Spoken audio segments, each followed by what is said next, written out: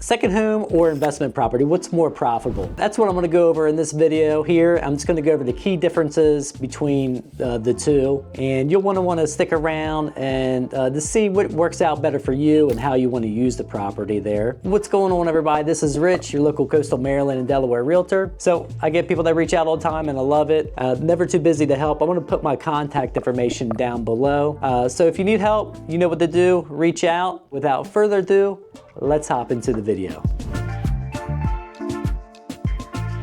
All right, so let's talk about first the key differences between a second home and an investment property. I get this question a lot, especially when I have clients, looking into financing, and particularly in the area that I specialize in coastal Maryland and Delaware. Majority of clients are looking at a vacation property or investment. Sometimes, they might want to use it themselves. So the key difference, second home, it states that, that you're going to be using the property at least 14 days out of the calendar year. Of course, you could use it more than that. Obviously, it would be your second home, but there's no rule saying that you can't rent a second home. You just have to use it for at least that minimum amount of time. With an investment property, you're usually just have that lever full time. You rent it out, producing that cash or cash flow. But there are some, you could still use an investment property, but you can't use it too much. And of course, with the second home, you got to use it at least those 2 weeks there. So this brings us into my third point. I want to talk a little bit more is, like tax write-offs. So it's not always what you're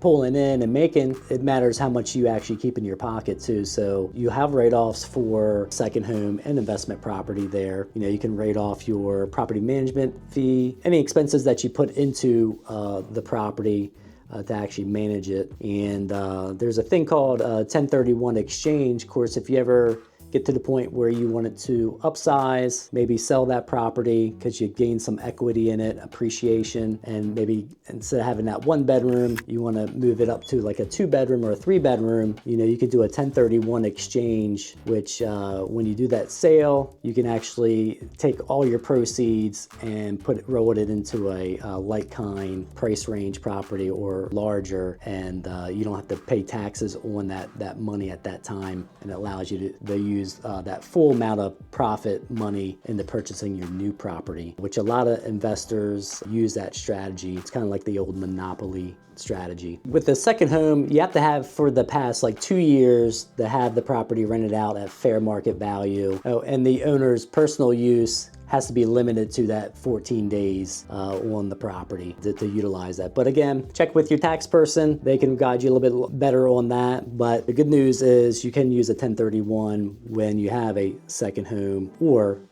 obviously an investment property. So I just lastly want to kind of leave off with, when you're comparing both, you're looking at your numbers, second home versus investment. I think this really comes down to, if you're looking at profitability, what you want to really achieve with the property. So like I said, a lot of clients that I work with have the idea and the want and the need to want to use the property, at least a couple weeks out of the year, or maybe more, so they can enjoy it with family and friends, create memories, but still rent it out. And let's just say, just have it pay for itself, the taxes, maybe a condo fee, mortgage payment, and the expenses. So even if it broke even on that, you're still having a place pretty much to use for free for your vacation, and you're accumulating, hopefully appreciation on that property, depending how long you keep it, which is always the cherry on top. So versus an investment property, somebody who has it full throttle, who never uses it at all, but maybe producing more income and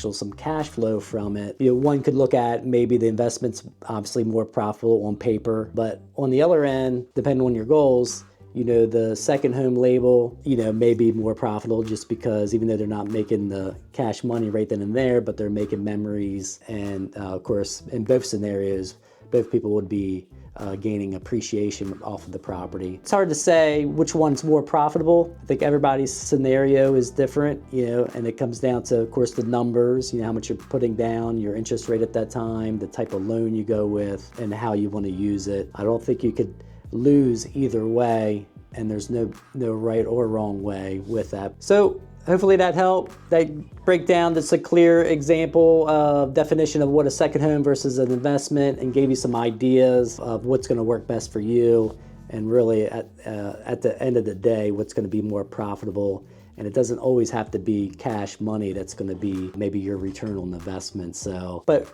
should love, if this has helped you out, click that like button, subscribe, and don't miss any of the content that I come out with every week, because it is something new, everything here in coastal Maryland and Delaware. But until next time, I'll see you soon.